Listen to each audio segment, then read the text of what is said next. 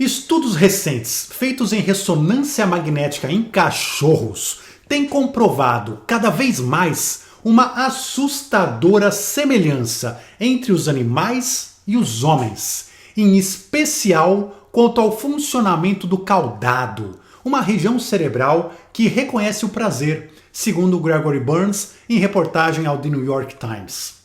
Ou seja, nas esferas relacionadas às emoções, os bichos parecem ter uma humanidade evidente em seus sentimentos. Isso nos obriga a rever a forma de tratamento que temos dado aos nossos companheiros de jornada nesse planeta. Ao que tudo indica, a única real diferença entre nós e os animais está no ato de falar e na estruturação de um raciocínio lógico através das palavras. Porém, no campo emocional, as diferenças são praticamente nulas.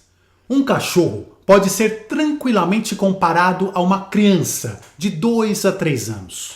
Ambos possuem capacidade plena de sentir emoções positivas como amor e apego ou negativas como medo e tristeza. Bem assim, de ter uma clara percepção do mundo, comunicando-se à sua maneira com as pessoas ao redor.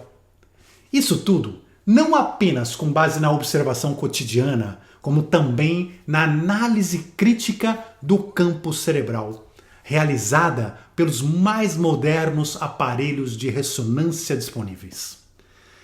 Por muito tempo na história humana, os animais foram tratados como objetos, ou seja, como propriedade humana. Apenas recentemente têm surgido leis em vários países avançados no mundo, dando aos animais alguns direitos que antes não existiam, como de serem tratados com dignidade e respeito. Até na forma de matá-los, quando necessário, deve-se aplicar maneiras o menos dolorosas possíveis, assim como fazem hoje com os seres humanos que são condenados à pena de morte. É curioso a gente pensar que houve um movimento muito semelhante na história ainda recente da humanidade. Há apenas um século atrás, existia na maioria dos países do mundo 2 tipos de seres humanos. Os humanos, propriamente ditos, e os escravos, que os serviam. Observem aqui que quando a gente fala de escravos, nós estamos falando de diferentes raças em diferentes localidades do planeta. Ambos, os humanos e os escravos, eram da mesma espécie, Homo sapiens sapiens. Porém, a legislação os diferenciava, dando direitos aos humanos, e negando os mesmos direitos aos escravos. E sabe por quê? Porque verdadeiramente se acreditava, enquanto para a elite, é claro, e para o governo era muito confortável se manter essa situação, que os escravos não eram seres humanos. Eles não tinham sentimentos, eram de uma classe inferior e, portanto, poderiam sim ser objetos. Assim, se tornavam propriedade de outros seres humanos. A própria religião ensinava que eles sequer têm alma. Portanto, matá-los com qualquer tipo de crueldade, esfolá-los vivos, torturá-los, castigá-los, açoitá-los, utilizá-los para trabalhos forçados era algo tão nobre, legal, ético, socialmente aceito e religiosamente correto que poucos se questionavam se aquilo era moralmente certo. Séculos se passaram, até que as primeiras crianças começaram a se perguntar para os seus pais o porquê que os nossos escravos são tratados desse jeito. A ciência evoluiu bem mais tarde e veio demonstrar cada vez mais a similaridade entre os humanos e os escravos, até chegar ao DNA, que demonstra que os escravos são tão humanos quanto qualquer outro. A legislação então teve de mudar. A religião se fez de tonta, fingindo que nunca concordou com aquilo.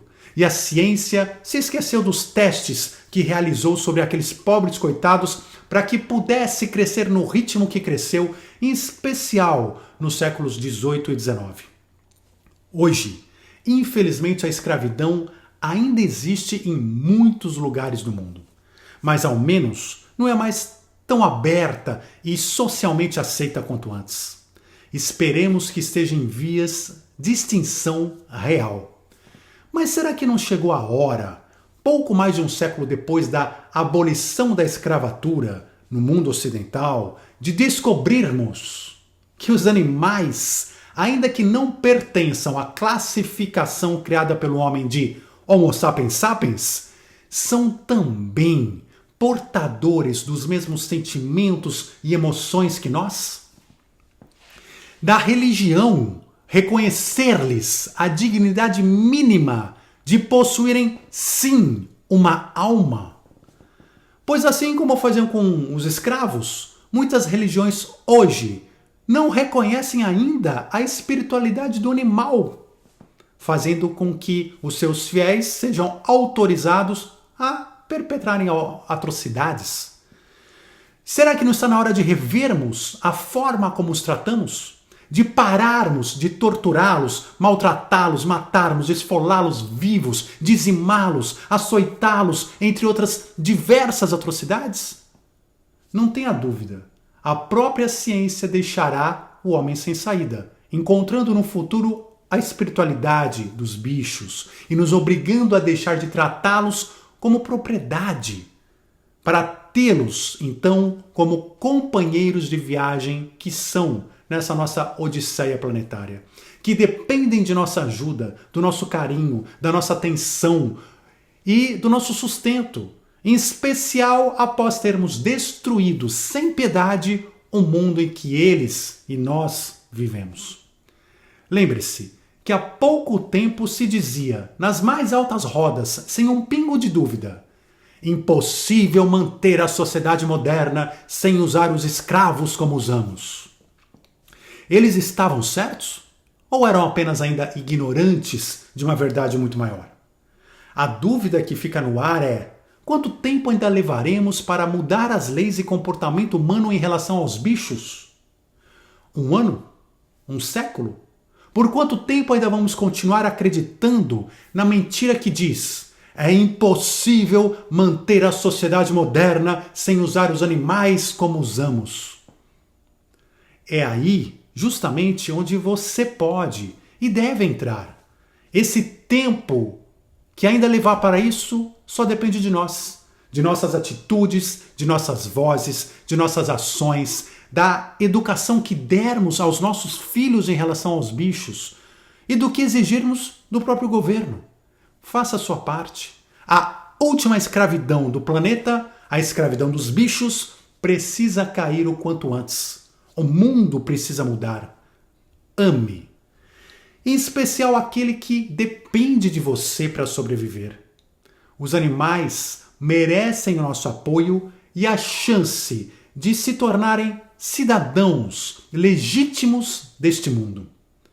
Um mundo que lhes pertence, provavelmente mais do que a nós. Não ache que os atos que você pode fazer são insuficientes, pois é de pouco em pouco que se mudam culturas milenares.